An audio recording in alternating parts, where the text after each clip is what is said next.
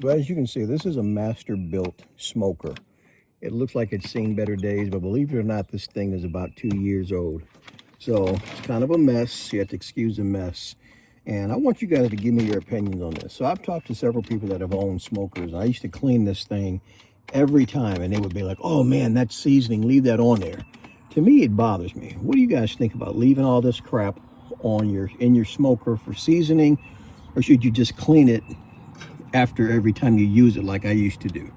So anyway, getting to what the video is about today. So recently,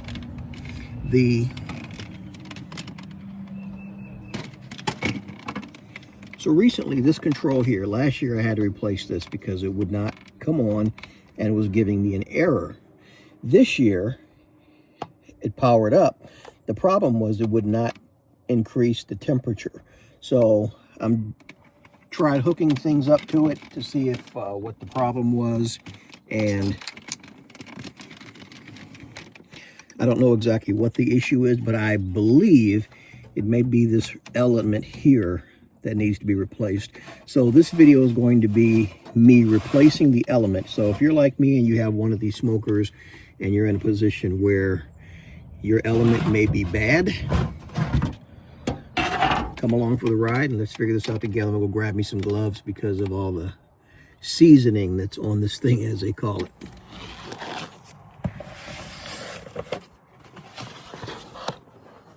So this right here is the element that I just ordered. I think it was about 20 bucks, but you get the heating element. They even give you new rubber, as you can see there. New wiring, you know, again, insulation. One thing I will mention though, if you do order this, make sure that you order the right one, because Masterbuilt makes these for 800 watt systems, which this is, and then they have 12 and even 1500 watt systems as well. So let's get started.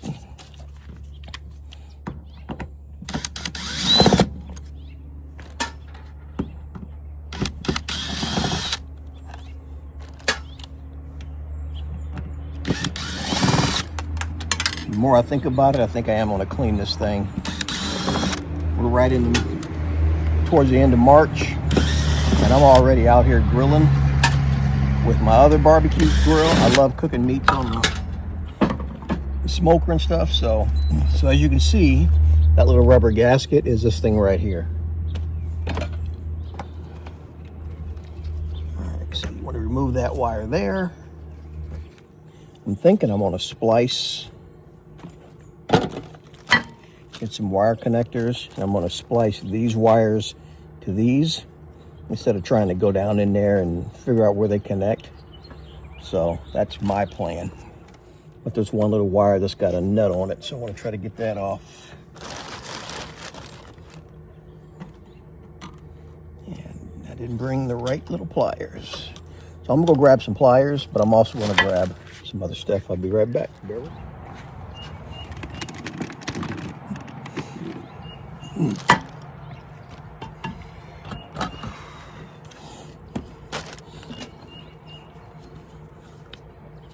So when you're doing this, you'll notice screws that are Phillips head screws, and then this plate comes off, and as you can see, the new kit comes with this replacement rubber, which is just insulation to keep water from getting in here. So these are the other units. What I'm going to do is, since the kit comes with wires, I'm going to cut these wires and I'm going to splice these wires onto these connectors. Now, if you do what I'm doing, make sure you don't mix them up. Remember, black went here and red went on this side of the unit. So you just grab you like a utility blade or the wire cutters, and you want to cut off the old connectors. Also, make sure you keep all your screws and stuff in an area so you can find them.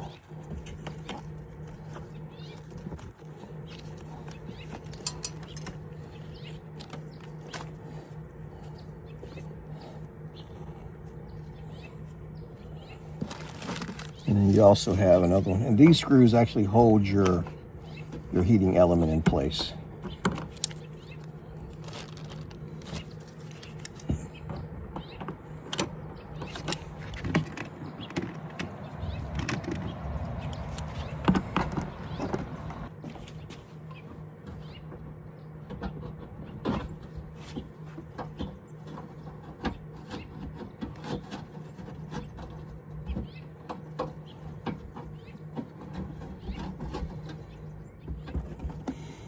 Okay, for some odd reason, this is acting like it's not wanting to come out. And I don't know why, because everything is dismantled. So I'm going to push these, and it could just be that it's rusted. So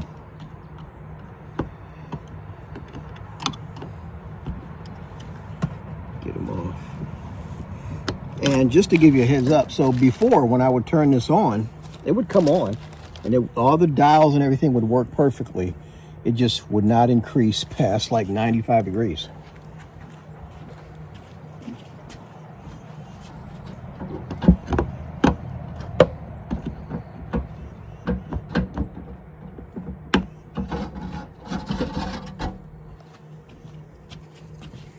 Okay, so as you can see, this is the old Element. It's kind of nasty, but super easy to put in. All I got to do is take the new one, slide it in, splice my wires, and I'm hoping that this actually works. If not, I'm trying to get this in there without having to remove this bottom tray. There we go. Because the tray has a couple screws, but I was like, man, I really don't want to do that.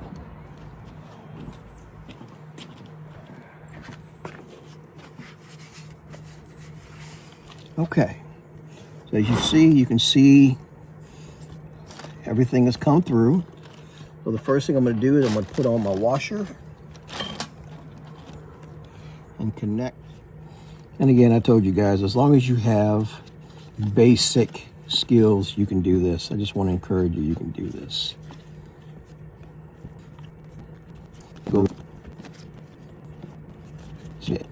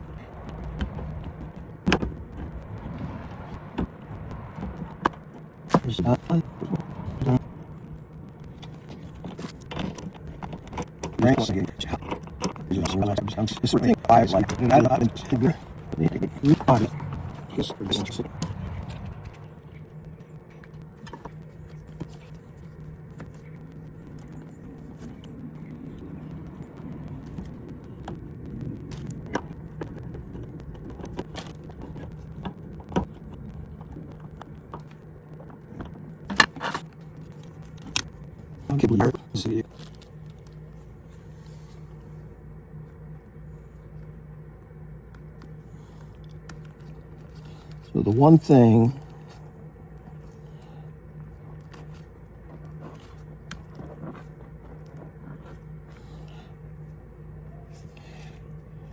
the wire is covered. I was worried that it would be exposed. If it was exposed, you'd probably want to use some tape. Now remember, I told you the black was on this side here, and the red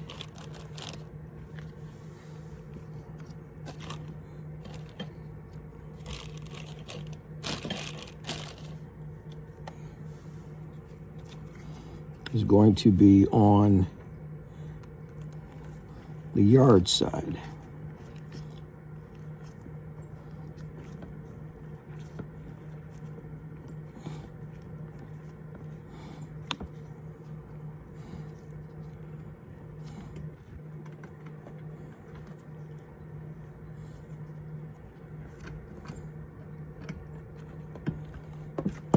So now that I got all this hooked back together, I think I'm gonna go plug it in and see if it works before I button everything back up. So I'll go grab my cord.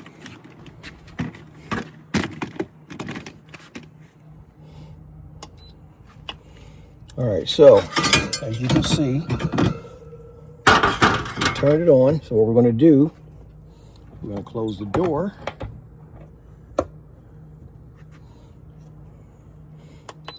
Set it for 225 and see what it does.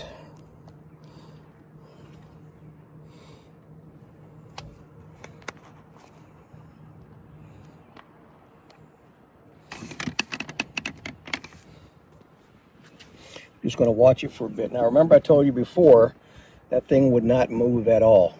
So let's see if it begins to heat up. Hopefully the heating element was the issue. So right now it's showing 71 degrees.